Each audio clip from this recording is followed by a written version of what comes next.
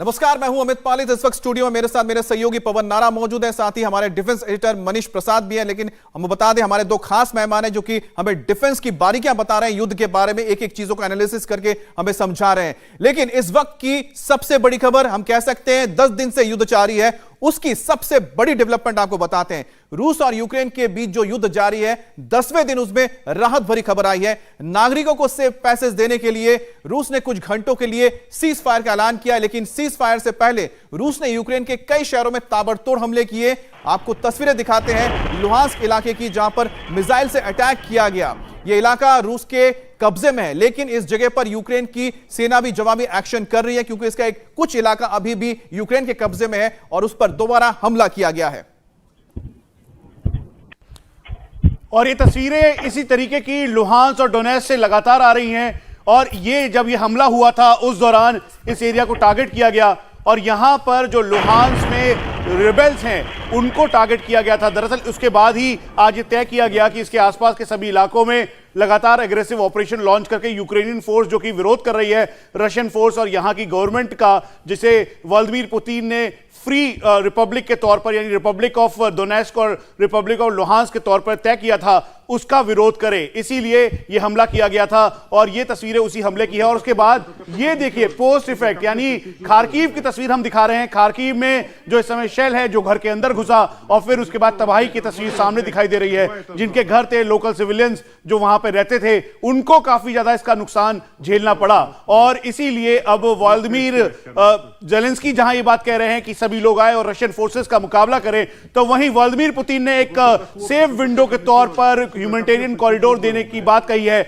और cease fire किया है। और ये 6 घंटे का सीज फायर इसीलिए है ताकि स्थानीय लोग, जो लोकल लोग हैं या फिर भारतीय मूल के लोग वहां पर हैं, दूसरे देशों के लोग हैं, वो सुरक्षित जगहों तक जा सके। और फिर उसके बाद जो भी हथियार के साथ है वो या तो अपराइजिंग आर्मी के तौर पर देखा जाएगा या मिलिशिया के तौर पर, या फिर वो लोग जो कि यूक्रेनियन आर्मी का साथ दे रहे हैं। और फिर उसके बाद टैक्टिकल हॉल्ट के बाद तैयारी होगी। एक बार फिर से आप तस्वीरों में देखें खार्किव की तस्वीर, जहां पर जैसे ये रॉकेट घर के अंदर घुसा, पूरी तबाही हुई, चारों तरफ नुकसान हुआ। और अब उसका पोस्ट इफेक्ट के तौर पर जो लोकल सिविलियन है वो वहां पर उस घर में पहुंचे हैं देखने के लिए। जिस तरह से इस एम्यूनेशन को वाइप किया जा रहा है, जरूर इसका सीरियल नंबर और डिटेल्स लेने की कोशिश है, क्योंकि इस शेल को वाइप करने की उन्हें कोई जरूरत नहीं है। कोशिश ये है कि इसकी ऑथेंटिसिटी, कौन सा वेपन था, किस तरह का, उस तरह की जानकारी को इकट्ठा करने के लिए वाइप किया जा रहा है। यूक्रेन में भले ही 6 घंटे के सीज फायर का ऐलान हुआ है, लेकिन उससे पहले रूसी सेना ने भयंकर तबाही मचाई है।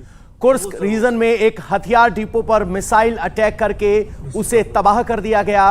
और ये तस्वीरें आपकी स्क्रीन पर, कुर्स्क के इलाके में हथियार डिपो को जब तबाह किया गया तो उसके बाद एक के बाद एक धमाके हुए और जो विस्फोटक थे उन्होंने आग पकड़ी। और उसके बाद की तस्वीरें, समझा जा सकता है कि इन धमाकों की आवाज कई किलोमीटर दूर तक सुनाई दी गई होंगी। और इसकी चमक, एयर मार्शल साहब, हम आपसे समझना चाह रहे हैं, हथियार के डिपो पे हमला होना अपने आप में एक बड़े इलाके के विनाश का सबूत होता है।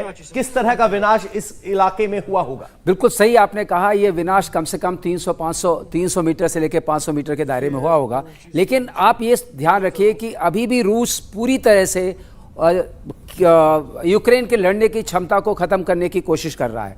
उसकी कोशिश ये है कि उसने, जो आपने देखा ज़पोरिज़िया पे जो हमले हुए और जो तटवर्ती इलाकों पे हुए जो ब्लैक सी से कनेक्टेड हैं, और जो कीव की तरह जो अटैक हो रहा है, एक नॉर्थ से हो रहा है, एक नॉर्थ ईस्ट से हो रहा है और साउथ से भी अब अटैक होने की संभावना है। कीव को एक तरीके से घेर कर और वहाँ की पूरी क्षमता, जो चाहे वो इंडस्ट्रियल पावर हो यूक्रेन की, या उसकी पावर जनरेशन पावर हो, या फिर वहां के लोगों की शक्ति हो, मानसिक शक्ति, उन सबको कमजोर करने की प्रयास किया जा रहा है। इंफ्रास्ट्रक्चर को खत्म करके मनोबल को तोड़ने की कोशिश। लेकिन इसमें एक बात मैं आपसे कहना चाहूंगा, उन्होंने अभी भी ऐसा कोई काम नहीं किया है। सारे अटैक जो प्रिसिशन अटैक हैं, टारगेटेड हैं। अभी वो कोशिश कर रहे हैं कि वहां की जो जनता है वो हताहत नहीं हो, कोई कोलैटरल डैमेज जिससे कम से कम हो। सीमित हमले के तौर पर हमारे डिफेंस एक्सपर्ट इसको देख रहे हैं। रूसी सेना के खिलाफ यूक्रेन के नागरिक मैदान में उतर रहे हैं। माल्टीपोल में रूसी सेना के काफिले को आम नागरिकों ने रोक दिया। ये सिविल रेजिस्टेंस की तस्वीर आपके स्क्रीन पर, जब एक आर्मर्ड व्हीकल के सामने आम नागरिक आ गए।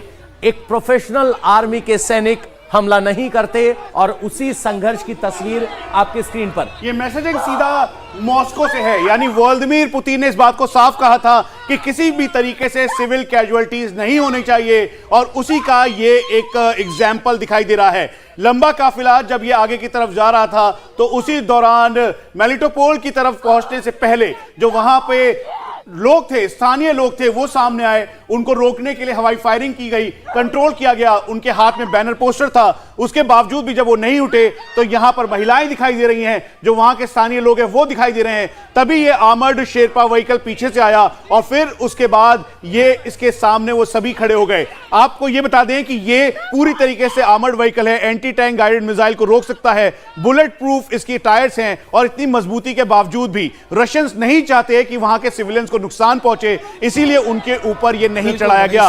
वही तस्वीरें बनती गई और उसके साथ साथ एक तरफ मनीष हम तस्वीरें देख रहे हैं किस तरह से सिविल जो यानी कि सिविलियंस है वो सेना को रोक रही है, लेकिन इसके साथ ही आपको बताएं कि जो वहां पर हमले हो रहे हैं उससे नुकसान भी बहुत हो रहा है, उसका खामियाजा सिविलियंस को उठाना पड़ेगा। जो आप इस वक्त तस्वीर देख रहे हैं ये इरपिन की तस्वीर है, और इरपिन एक बाहरी इलाका है, बिल्कुल सटा हुआ इलाका कीव के शहर के साथ, और शहर को जो इरपिन से जोड़ता है यानी कीव को जोड़ने वाला जो रास्ता आप देख रहे हैं वहां पर एक छोटा सा पुल बना हुआ था, और यहाँ पे एक छोटी सी नदी आप कहें कि नाला बहता था। इस ब्रिज को उड़ा दिया गया है। अब ब्रिज को रूस ने उड़ाया है, एक दावा किया जा रहा है। हो सकता है कि इसको उड़ाने के पीछे यूक्रेन की फौजी हो ताकि कोई एडवांसमेंट ना हो सके, क्योंकि इरपिन की ओर से भी लगातार हम देख रहे हैं कि जो फोर्सेस हैं कीव की ओर बढ़ रही हैं, लेकिन इससे जो नुकसान होगा आम लोगों का होगा, क्योंकि अब उनके लिए कीव आना या फिर इरपिन आने जाने में दिक्कतें होंगी। और जिसकी आप बात कर रहे हैं हमें तो ठीक सामने देखिए जो सिविलियंस हैं उनके लिए ब्लॉकेज हो गया है, क्योंकि बीच में से जो ये पूरा का पूरा नाला है, दरअसल इसे क्रॉस करना बेहद मुश्किल है। इंडिया टीवी हर वक्त हर जगह डाउनलोड करने के लिए सर्च करें India TV news Google play store या ऐप स्टोर पर।